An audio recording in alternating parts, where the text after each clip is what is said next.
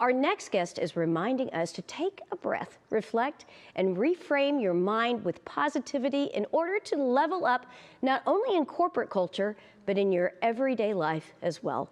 Best-selling author and executive coach Michelle Smith joins us with more on her latest book, Yes Please, 7 Ways for Women to Say I'm Entitled to the C-Suite.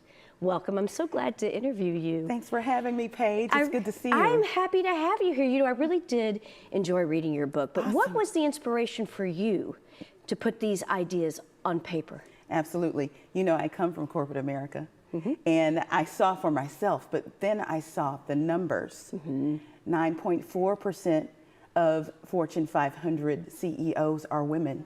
Right. That's less than 50 of the 500, and only 2 of those are Black. That is just startling to think about those kinds of statistics. Yes, and you know only 2 are Black, and that also means that we are working to get to a place where there are more women in those positions, but it takes more than just business savvy.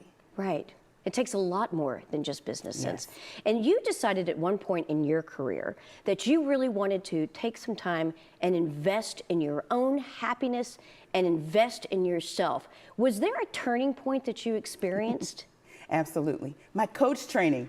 It sounds crazy, but I was you already started in my 50s. listening to what you were saying. Yes, absolutely. When I started to understand that you needed to be intentional about your happiness and that it was really your own responsibility, that came to me through my training. And yes, I was over 50 years old when I learned that. Wow. If I had only known that before. I know. And I do some reflecting about that in the book. Well, that's great, though, because we can now know what you learned at 50. We can learn and apply to not only our work lives, but to our everyday lives. Now, you outline in your book, you outline several affirmations as well as some secrets. I'm going to first talk about the affirmations, and then we'll talk about the secrets in just a minute. Because there are a couple of affirmations here. One of them is, you say, I'm likable and I bring value to any space. So let's talk a little bit about that affirmation.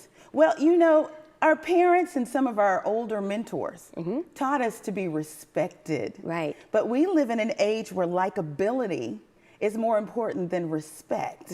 And likability sounds like the opportunity to be liked.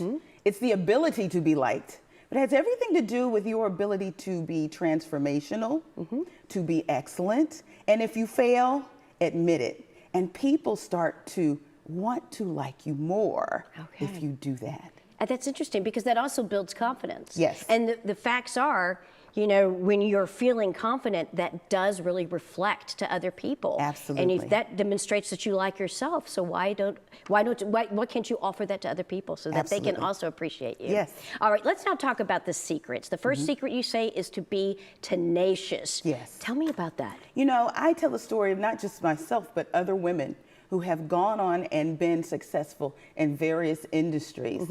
These ladies showed grit. They did not give up. And tenacity is a part of that. And that is an outgrowth of resilience. And one thing that we point out in this book is that resilience comes from adversity. And if you're able to learn from that adversity, then you are granted access to resilience. And these ladies have shown it. You know, it's interesting because we as women have been on this journey, you know, seeking equal rights, seeking opportunities. And even though we've come a long way, there's so much work to be done, as you stated in your statistics about the top 500 companies that are out there. So you also say a secret secret that you have is be willing to move up. Yes. All right, so we would all think that we're all willing to, but how do you actually apply that secret? Well, there's one more step in there. Be willing to move on, to move up. Oh, yes. Okay. We have been taught, and a lot of us in our culture, once we find something that we like and we're doing well, we just stay there. But the fastest way to move up, to get more money, to get a better title, is to move out. One of the ladies in the book, Dr. Keisha Kelly, she's a senior vice president, chief nursing officer. She's moved to 10 different cities. Wow. Yes, moved 10 times. In order for the opportunity to move up. Yes. That is interesting. If you stay somewhere a while, chances are that proximity makes you a little bit too familiar. and you won't progress as fast.